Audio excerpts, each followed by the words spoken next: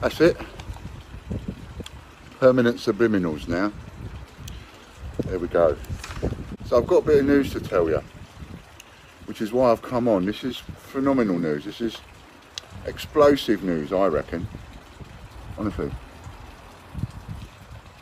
So, it's about the 10p's in the Royal Mint's tills. And we now have a Mr. M on the case. Mr. M is working for us on the case in Lantrisant.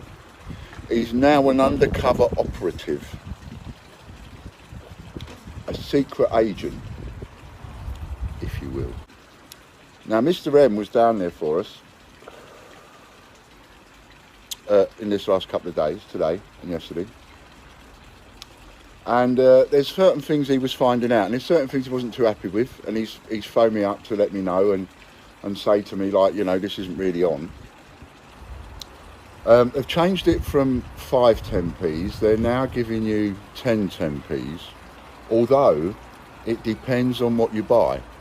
So if you buy something more expensive, and he tested it out by buying £15 items, by buying the £15 items, he was getting 10 10p's in his change. Just let me know. So he was getting 10 10p's in his change with the expensive items. But here's a funny thing.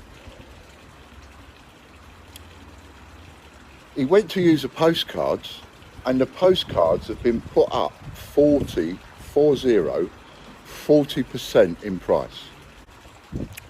So in order to make sure that there is nothing in their shop that can be purchased for 50p, in order for you to get yourselves 5 10p's from a pound coin change,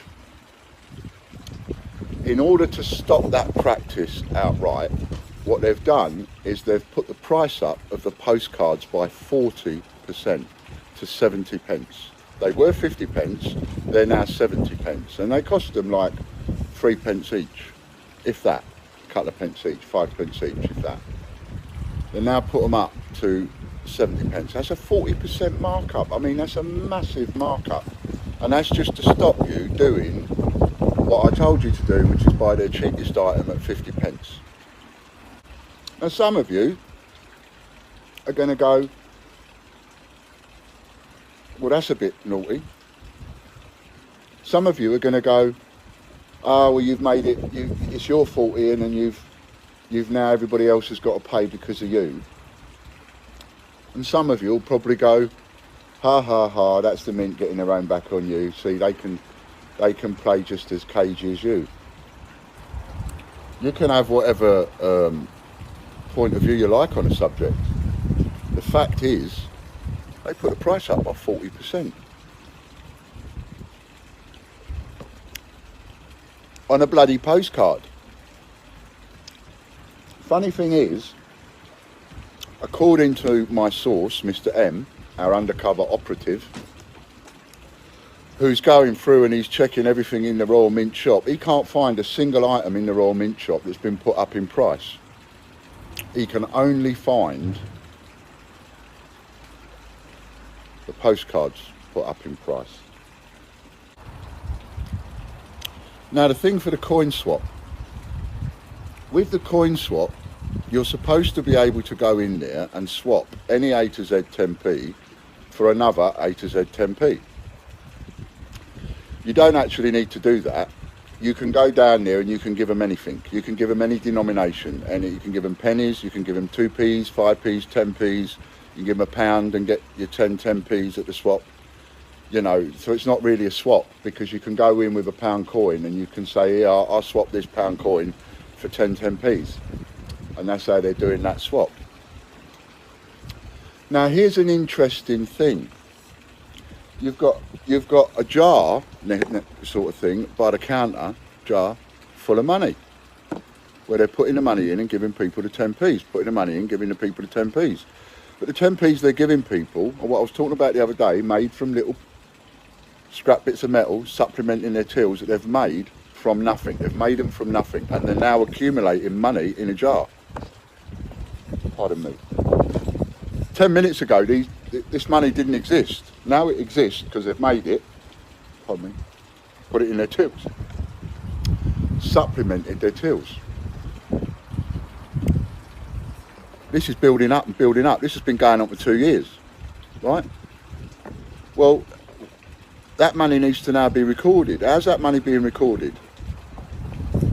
Because that's money laundering. Pure and simple, that's money laundering.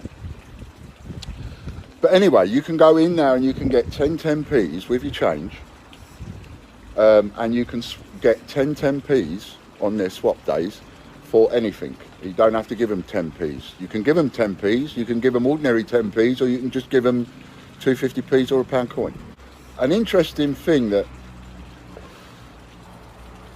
annoyed him a little bit was the fact that while he was in the queue, he had some Royal Mint employees behind him chirping about how many sets they've managed to put together. 3 employees behind him talking, and he was just quiet listening. And they was right behind him talking, and between the 3 of them they've got nearly 50 sets, full sets, 50 sets. That's just 3 of them. How many are there down there? So, and the other thing that annoyed him a little bit was the fact that he noticed that they were coming out from behind the counter in the queue to the Royal Mint employees and giving them the ones that they wanted. Before, so in other words, serving them first before other people that are before them in the queue can get to the counter. Now you might say, why am I moaning about that? Why am I even bringing that up? Well, because they've got a right. Well, I don't think they have got a right, to be honest. And as it was pointed out to me from Mr. M, he said, what if the person in front of them got there and the one that they wanted, suddenly there ain't no more of them left? But the people behind him got some. So that's a little bit naughty. And the fact that you're allowing them to just, you know, pick and choose what they like out of the tills. I don't allow Kelly or Logan or John, under any circumstances are they not allowed to enter any of the raffles. They're not allowed to enter a raffle, that's it. Yes, I'd like their money, along with everybody else's. And there's a part of me that sort of thinks that they work hard enough, why shouldn't they have a little go? But they're not allowed to. Because if they won, which they would do one day, they would win one, and the minute they won one, you know, there would be people pointing the finger. Not everybody, I'm not saying everybody, but there would be people pointing the finger. So I won't allow them to enter the raffle. You don't allow that kind of possibility, the possibility that's going on now, where the staff at the Royal Mint and the Royal Mint Experience are allowed to queue jump and allowed to pick and choose what they want out of the tills. It's getting a bit naughty. Now, a little while ago, they took the 10p's out of the tills. Now they've put the 10p's back in again. So it's like they're going, not only are we going to do what we want to do, but we're going to do it and we're going to put it in we're going to rub your face in it. That's how we felt in the queue. So now we're going to, it's another bit of news for you. This is going to make it worth some of your whiles, even though those of you that don't like me, it's going to make some of your whiles watching the videos, even though, like the guy this morning, I've now blocked you and stopped you from commenting. You can still watch them. The guy this morning had the cheek to start his message off, his comment on my video off, with something along the lines of, sorry about your dad, and then went off to completely and utterly slate me, calling me a con man and all the rest of it.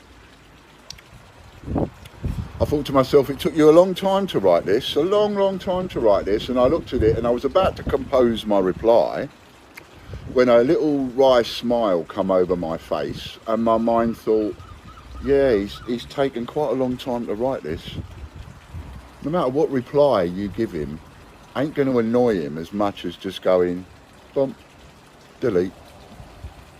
All that time you spent writing that, slating me off, boom, delete, colour, no stress, no time taken up answering it, just time wasted out of your life writing it in the first place. Anyway, I digress. So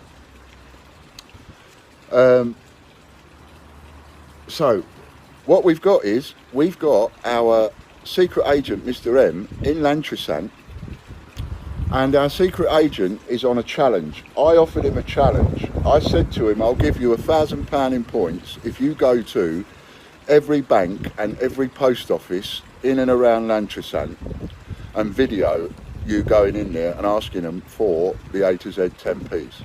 Because the Royal Mint says that they get them from the banks like everybody else, even though apparently they only got delivered to post offices. Now, the only way that we can absolutely refute and prove that the Royal Mint is giving you and me a load of old waffle is by going to every single bank and post office in Lantrasant. Because if we do that and we can't find a single one that can give us brand new bags of these 10p's, then even those hardened against me people have got to start asking, well, if they're not in any of the places where the Royal Mint says they are, where are they coming from? Now, of course, I don't believe, and that's why it's a challenge, because I don't believe a single bank or post office in and around Lantrasant will have them. And he'll be able to get them. But he's willing to take up that challenge. So what we're going to do is, we're not going to be able to tell you where you can go and get them.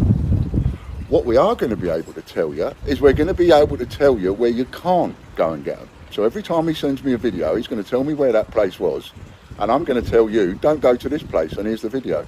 Don't go here because they ain't got them. And don't go here because they ain't got them. And don't go to this bank because they ain't got them.